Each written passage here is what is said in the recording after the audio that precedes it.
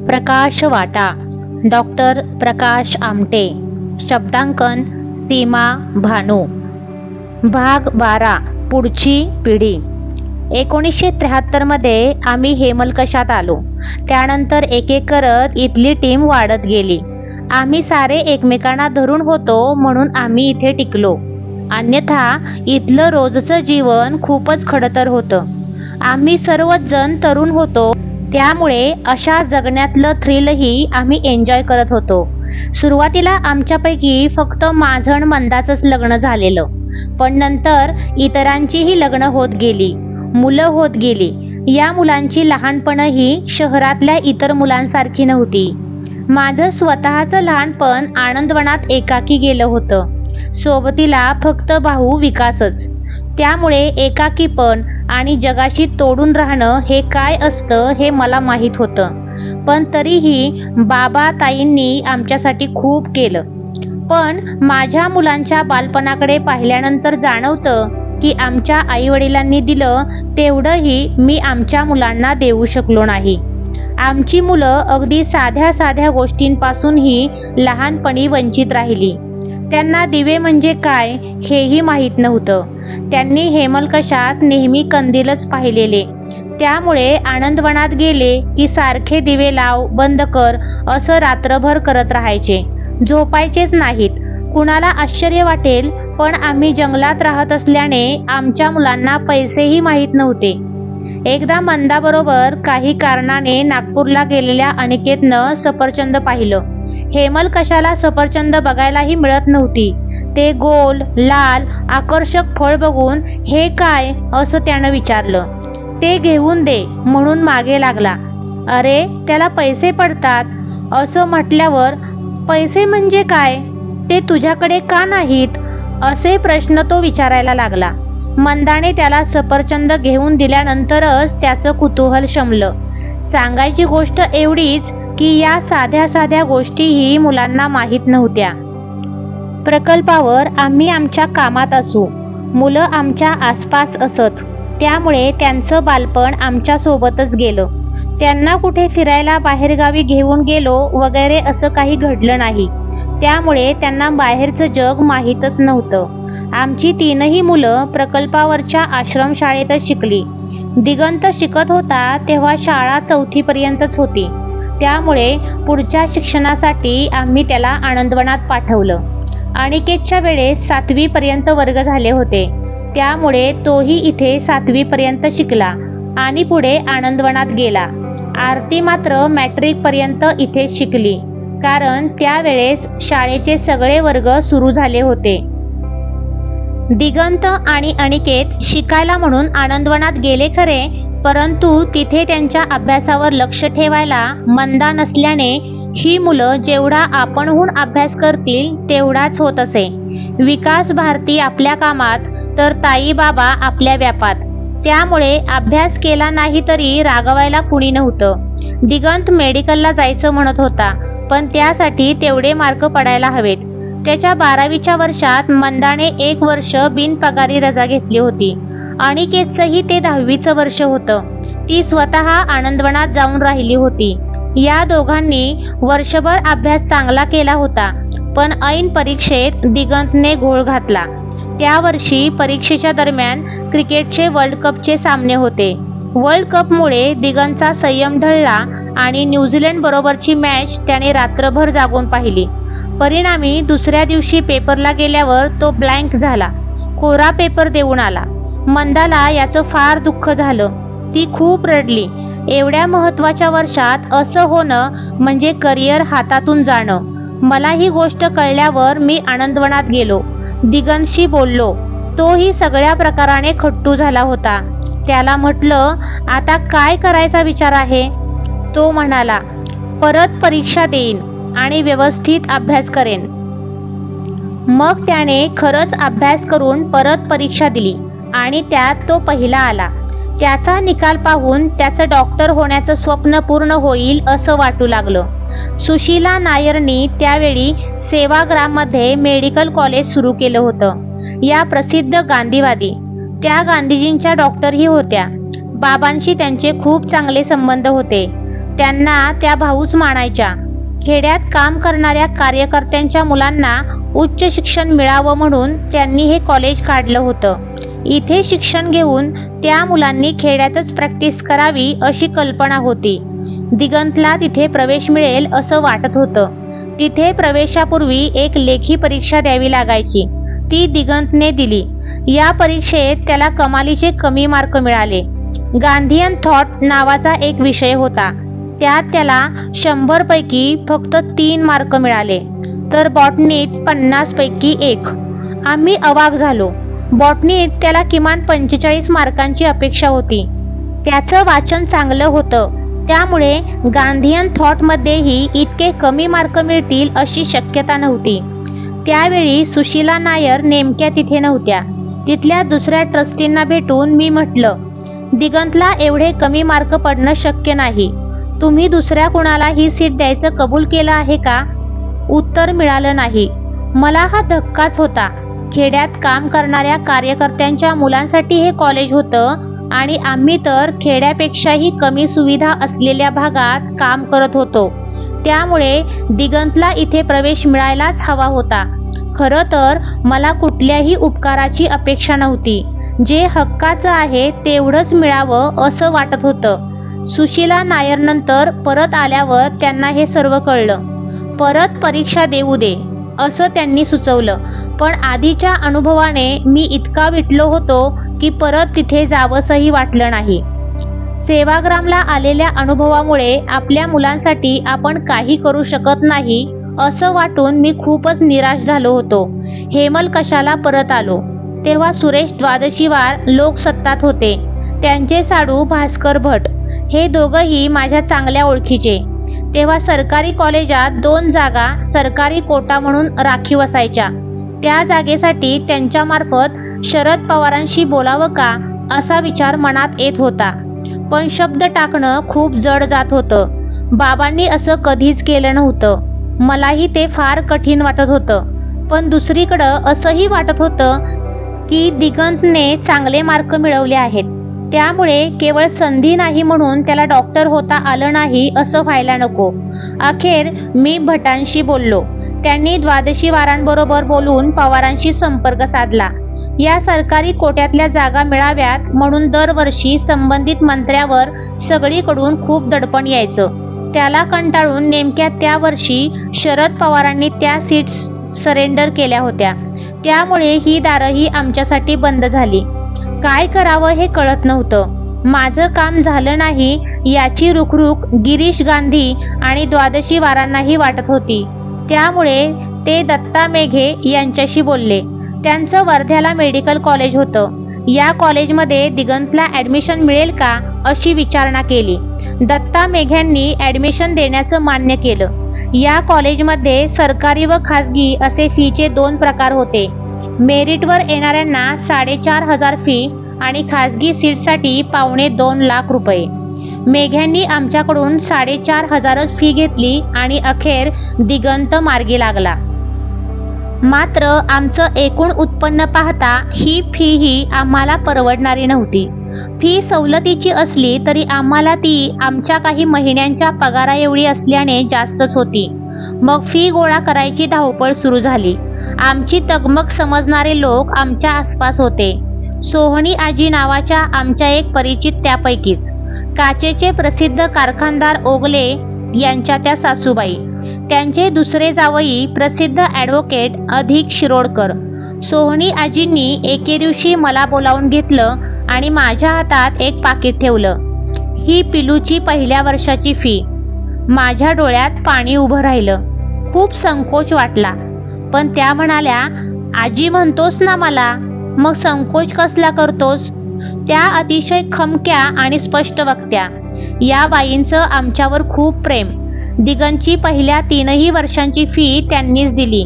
शेवटच्या वर्षी फी वाढून एकदम 20,000 झाली. मी अर्थातच त्यांना तसं सांगितलं नाही. जमवाजमव करत होतो. त्यांना कुठून तरी कळलं. मग त्यांनी तेही पैसे पाठवून दिले. दिगंतच्या फीचा प्रश्न जसा सोहणी आजींनी सोडवला तसा त्याच्या वर्ध्यात राहण्याचा प्रश्न आमच्या आनंदवनातील आनंद निकेतन कॉलेजचे एक प्राध्यापक प्रकाश शेंडे यांच्यामुळे सुटला. त्यांचं वर्ध्यात एक घर होतं. ते त्यांनी दिगंतला राहण्यासाठी 5ही वर्ष दिलं, तेही विनामूल्य. असे लोक कुठून कुठून आमच्या अडचणीला उभे राहिले आणि त्यांनी अक्षरशः निभावून नेलं. अनिकेत ही 7वी नंतर आनंदवनातच राहत होता. 10वीत त्याला चांगले मार्क होते. नंतर 12वीत त्याने ड्रॉप घेतला. त्याला इंजिनियर व्हायचं होतं. पुण्याला त्याला ज्ञानेश्वर विद्यापीठात मेकॅनिकल इंजिनिअरिंगला प्रवेश मिळाला. पुण्यासारख्या ठिकाणी त्याच्या राहण्याचा प्रश्न होता. 1 वर्ष तो मंजिरी परांजपे यांच्या घरी राहिला. त्यानंतर डॉक्टर शिरोळे यांच्याशी ओळख झाली. त्याचं शिक्षण होईपर्यंत पुढची 2 वर्ष तो त्यांच्याच बंगल्यातल्या एका खोलीत राहिला. दिगंत आणि अनिकेत हे दोघंही शिक्षणाच्या निमित्ताने घराबाहेर पडले आणि नंतर शहरात राहू लागले. पण या दोघांचं वैशिष्ट्य म्हणजे त्यांचं घराबद्दलचं आकर्षण कायम राहिलं. सुट्टी लागली की हे दोघंही हेमलकसा गाठायचे. दिगंत तुलनेने जवळ होता, पण अनिकेत ही पुण्याहून धावत यायचा. सुट्टी संपली तरी त्यांचा पाय निघायचा नाही. जास्तीचे 8-10 दिवस राहूनच ते परत जायचे. या मुलांचा आणखी एक गुण म्हणजे त्यांना एकूण आर्थिक परिस्थितीची नीट जाणीव होती. आमच्या पगारातून मंदाने साठवलेल्या फिक्स डिपॉझिटमधून शहरातल्या त्यांच्या जेवण्या खाण्याची तजवीज केली जात होती. ही ओढाताण त्यांना माहीत असल्याने शहरात राहूनही त्यांनी अवास्तव खर्च कधी केला नाही. आमच्या मुलांचा हा समजूतदारपणा आम्हाला माहीत असल्याने ही मुलं प्रकल्पावर राहून आम्हाला मदत करतील याची आम्हाला खात्री वाटत होती. त्यामुळे प्रकल्पाला 25 वर्ष पूर्ण झाल्याबद्दल जो मेळावा झाला त्यात दिगंतने इथेच राहून काम करण्याचं जाहीर केलं. तेव्हा त्याचं आम्हाला कुणाला नवल वगैरे वाटलं नाही. 26 डिसेंबर 1998ला हा मेळावा झाला. योगायोगाने त्याच दिवशी बाबांचा आणि माझाही वाढदिवस असतो. मुलांनी हा मेळावा मोठ्या प्रमाणात करायचं ठरवलं. हस्तलिखित पत्र पाठवली सगळ्यांना. त्यावेळेस बाबांनी नेहमीच्या पद्धतीने स्पष्टपणे दिगंतला विचारलं, तू इथेच काम करणार हे या मेळाव्यात जाहीर करायचं का? नीट विचार कर.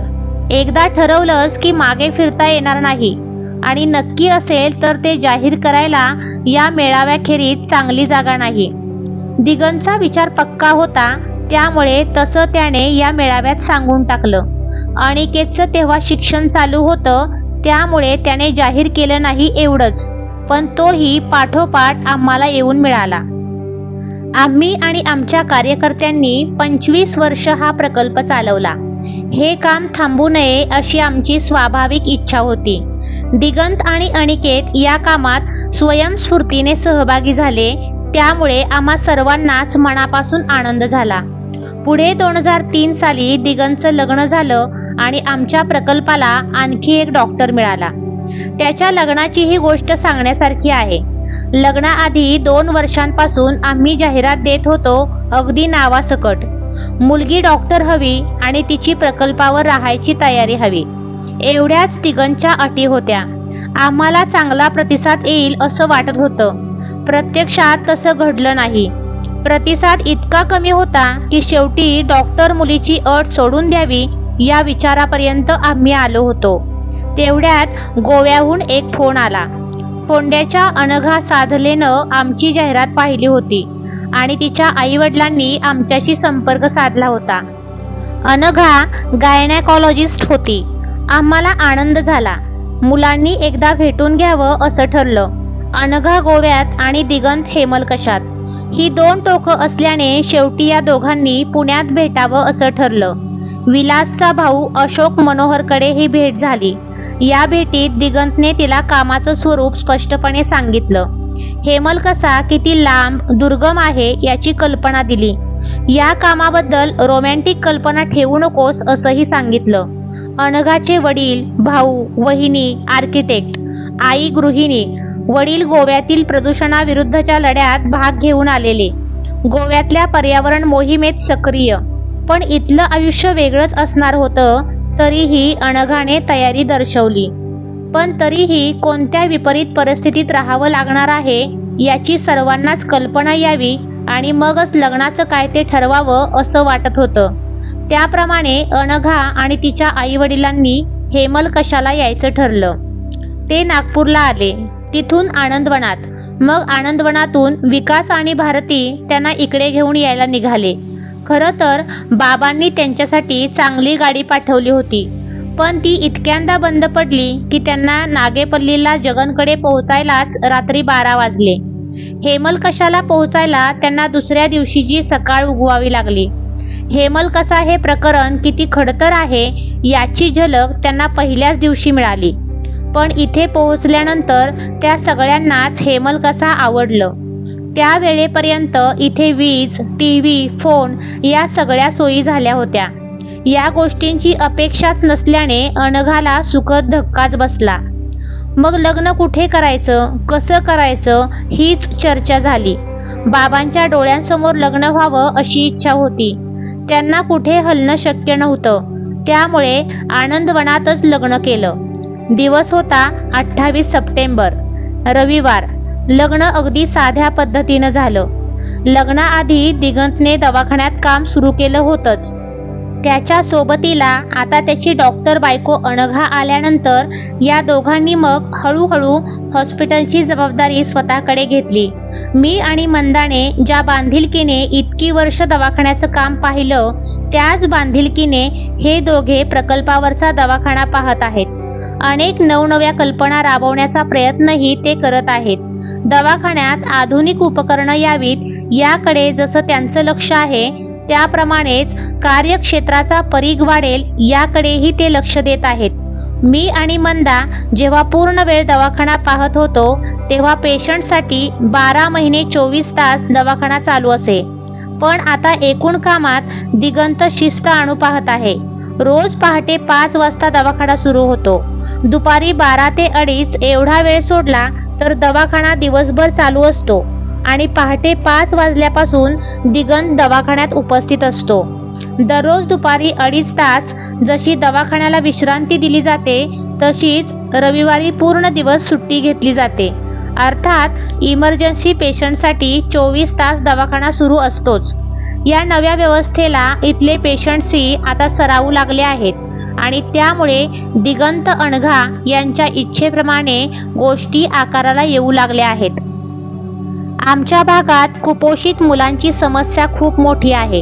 मुलांमधील कुपोषण संपवल्याशिवाय इथल्या पुढच्या पिढ्या निरोगी होऊ शकत नाहीत, ही गोष्ट लक्षात घेऊन त्यांनी मुलांना प्रोटीन्सची औषधं द्यायला सुरुवात केली. पण ती औषधं परवडेनात, म्हणून मग अनघाने युक्ती काढली. त्यांचा मुलगा अर्णवला आम्ही डाळ तांदूळ एकत्र करून त्याच्या पावडरची पेज द्यायचो. हाच प्रयोग इतर मुलांवरही करावा असा त्यांनी विचार केला आणि त्याप्रमाणे त्यांना हा आहार द्यायला सुरुवात केली. या प्रयोगाचे चांगले रिझल्ट्स दिसू लागले आहेत. अशा एक ना अनेक नव्या गोष्टी करायला नव्या पिढीने सुरुवात केली आहे. आमच्याकडे आलेला पेशंट नवीन असेल तर त्याची HIV टेस्ट करण्याची रीत त्यातली एक. पेशंट्स तपासताना आणि उपचार करताना आम्ही कधी ग्लोव्ज वगैरे घातले नाहीत, पण नवी पिढी या बाबतीत जास्त सतर्क आहे. आमच्या काळात पावसाळ्यात रुग्णांपर्यंत पोहोचणं किंवा रुग्णाने आमच्यापर्यंत पोहोचणं फारच अवघड गोष्ट होती. आमच्याकडे पेशंटसाठी लागणारं वाहन नसल्याने आम्ही लांब कुठल्या तरी गावात असलेल्या पेशंटपर्यंत पोहोचू शकत नसू. त्यामुळे नद्या, नाले, ओढे पार करत पेशंट्सना आमच्यापर्यंत यावं लागत असे. पण नव्या पिढीने दवाखान्याच्या एकूण व्यवस्थेत मोबाईल व्हॅनची भर घातल्याने खेड्यापाड्यातील रुग्णांची मोठीच सोय झाली आहे. आमच्या दवाखान्यात दरवर्षी सुमारे 40 ते 50 हजार पेशंट्स उपचारासाठी येतात. म्हणजे दररोज 150-200 पेशंट्सना सेवा द्याव्या लागतात. आमच्याकडील एकूण मनुष्यबळ पाहता आणि सेवा सुविधांची उपलब्धता पाहता पेशंट्सचा हा आकडा खूपच मोठा आहे. यावर येत्या काळात मात करणं नव्या पिढीसमोरचं सर्वात मोठं आव्हान असणार आहे. दिगंतने जशी दवाखान्याची जबाबदारी स्वतःवर घेतली आहे, तशीच अनिकेतने प्रकल्पाच्या व्यवस्थापनाची जबाबदारी स्वतःवर घेतली आहे. हे काम किती अवघड आहे याची कल्पना बाहेर कुणाला येणार नाही, परंतु आम्ही आयुष्यभर ही जबाबदारी वाहिलेली असल्याने त्यातली आव्हानं आम्हाला माहीत आहेत. खर्च प्रचंड आणि निधी मात्र अपुरा ही आमच्या प्रकल्पासमोरची वर्षानुवर्षांची अडचण आहे. प्रकल्पाचा पसारा वाढतच चालला आहे आणि त्यामुळे खर्चातही वाढ होते आहे. त्यामुळे जमा खर्चाची तोंड मिळवणी कशी करायची याच्या नियोजनात तो सतत असतो. आपल्या प्रकल्पाबद्दल बाहेरच्या जगाला नीट माहिती मिळाली तर लोक आपापल्या क्षमतांनुसार या प्रकल्पाशी जोडले जाऊ शकतात अशी त्याची कल्पना आहे. हेमलकसा प्रकल्पाबाबत अजूनही बऱ्याच जणांना नीट माहिती नाही. ज्यांना आहे ते अंतरामुळे आमच्यापर्यंत पोहोचू शकत नाहीत. त्यामुळे अशा लोकांपर्यंत आपणच पोहोचावं असं अनिकेतनं ठरवलं आहे. त्यासाठी त्याने एक भलं मोठं छायाचित्र प्रदर्शन तयार केलं आहे. आमच्याकडे कुणी काढलेले प्रकल्पाचे बरेच फोटो होते. प्रदर्शनासाठी म्हणून फोटो काढायला ऑक्सफॅमनेही मदत पुरवली. हे सगळे फोटो परेश धरूंनी लॅमिनेट करून दिले आणि त्यातून प्रदर्शनासाठीचं साहित्य तयार केलं गेलं. पहिलं प्रदर्शन पुण्यात भरवलं. या प्रदर्शनाला चांगला प्रतिसाद मिळाला. 7,000च्या आसपास लोक येऊन ते बघून गेले. शाळा कॉलेजातील मुलांनी हे पाहावं यासाठी विशेष प्रयत्न केला होता. प्रदर्शन पाहायला येणाऱ्या लोकांना आमच्या कामाचं महत्त्व कळावं आणि त्यासाठी त्यांनी होता होईल तेवढी मदत करावी अशी अपेक्षा हे प्रदर्शन लावताना त्याच्या मनात होतीच. पण त्याहीपेक्षा आम्ही ज्या भागात काम करत आहोत त्या भागातील आदिवासींच्या प्रश्नांची जाणीव करून देणं हा उद्देश जास्त होता. या प्रदर्शनानिमित्ताने त्याने एक लोक बिरादरी मित्रमंडळही स्थापन केलं. यात सगळे विद्यार्थीच होते. या मित्रमंडळामार्फत लोकांपर्यंत नियमितपणे पोहोचावं असा प्रयत्न केला जाणार आहे. पुण्यापाठोपाठ मुंबई, ठाणे, नाशिक इथेही प्रदर्शनं भरली. या प्रदर्शनांनाही उत्तम प्रतिसाद मिळाला. या प्रतिसादावरून आमच्या एक गोष्ट लक्षात आली ती म्हणजे लोकांना आमच्या कामाबद्दल कुतूहल आहे आणि त्यांना कोणत्या ना कोणत्या मार्गाने आमच्या प्रकल्पाशी जोडून घेण्यात रसही आहे. प्रदर्शनं भरवून लोकांशी जोडून घेण्याची प्रक्रिया सुरू करण्याच्या अनिकेतच्या कल्पनेला अशा रीतीने मूर्त रूप मिळत आहे. प्रकल्पाच्या व्यवस्थापनाची जबाबदारी सांभाळत असतानाच अनिकेत शाळेची जबाबदारीही सांभाळतो. तो प्रकल्पावरील शाळेचा संचालक आहे. आमचं काम लोकांपर्यंत पोहोचण्यासाठी त्याने जसे प्रयोग आरंभले आहेत तसेच त्याने शाळेतही वेगवेगळे प्रयोग करायला सुरुवात केली आहे. आमच्या शाळेत येणारी मुलं प्रामुख्याने माडिया आदिवासी असतात. त्यांची माडिया भाषा आणि शाळेत शिकवली जाणारी मराठी भाषा यांचा एकमेकांशी काहीच संबंध नाही. अर्थात 10-20 वर्षांपूर्वी हा प्रश्न जेवढा बिकट होता तेवढा तो आज उरलेला नाही. परंतु या मुलांच्या शुद्ध लेखनावर अजून बरंच काम करावं लागतं. त्यासाठी अनिकेतने विशेष प्रयत्न सुरू केले आहेत. इथल्या मुलांना नृत्याचं, संगीताचं जात्याच भान असतं. त्यांच्यासाठी सगळ्या प्रकारची वाद्य अनिकेतने शाळेत आणली आहेत. शाळेतील विद्यार्थ्यांना प्रचलित शिक्षणाबरोबरच कॉम्प्युटर ट्रेनिंग, सुतारकाम, बांबूकाम, सिरॅमिकच्या वस्तू, शिवणकाम अशा व्यवसायोपयोगी अनेक गोष्टी शिकवण्यासही सुरुवात केली आहे. त्याने प्रकल्पावर एक बेकरीही सुरू केली आहे. तिथे बनवले जाणारे ब्रेड, टोस्ट मुलांना आठवड्यातून एकदा नाश्त्यासाठी दिले जातात. विद्यार्थ्यांना शेतीबद्दलचं शिक्षणही दिलं जातं. बिया कशा पेराव्यात, कुठली पिकं कशी आणि कधी घ्यावीत हे त्यांना सांगितलं जातं. थोड्या मोठ्या मुलांना बँडेज तयार करणं, औषधाचे डोस मोजणं, स्टरलायझेशन वगैरे गोष्टी शिकवल्या जातात. शाळा सांभाळून काही मुलं प्राण्यांची देखभाली करतात. शाळेबद्दल आणखी बरेच प्रयोग करण्याचं अनिकेतच्या मनात आहे. ते पुढे प्रत्यक्षात येतीलच. हे झालं दिगंत आणि अनिकेत बद्दल. आता आमची मुलगी आरती बद्दल. हेमलकसा परिसरात कुपोषणाचं प्रमाण खूप असल्याने कधी कधी आईचा बाळंतपणात मृत्यू होत असे. अनेकदा बाळंतिणीला आमच्याकडे न आणता तिचं बाळंतपण घरीच केलं जात असे. त्यामुळे तिला पुरेसे वैद्यकीय उपचार मिळत नसत. अशा वेळेस मागे राहिलेल्या बाळांचं काय असा प्रश्न निर्माण व्हायचा. या बाळांना कोण सांभाळणार हा मुख्य प्रश्न असायचा. दुसऱ्यांची मुलं सांभाळण्या एवढा वेळ आणि कुवत कुणामध्ये असणार? मग अशी काही मुलं आमच्याकडे येऊ लागली.